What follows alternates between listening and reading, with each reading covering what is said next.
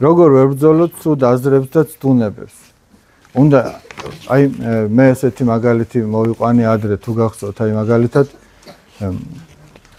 რაღაცა ცხელი ნივთი რო აი ნახშირი რო ან რაღაცა ცხელი აი ქვაბი დგას ცეცხლზე და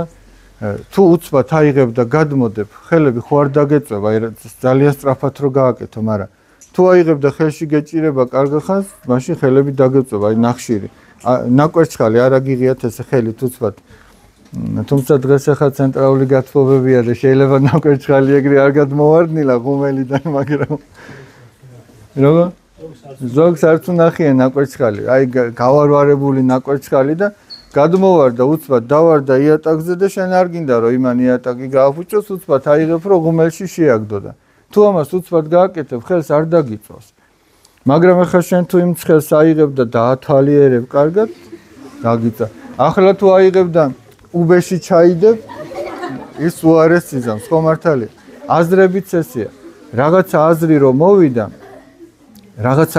მოვიდა შენ თუ ეცდები რომ ეს მოიშორო და რითი უნდა მოიშორო ერთი იმით რომ იმაზე არ იფიქრო მაგრამ მარტო ეს არ გიშველი და მეორე იმით რომ შენ ლოცვა დაიწყო აი იესოს ლოცვა თქვა ყველა წმინდა ღვთისმშობელო ეს ლოცვა თქვა მაშინ გადარჩები მაგრამ შენ თუ იმას თვალიერებას დაუწყებ ის აუცილებლად დაგაზიანებს დაგწევს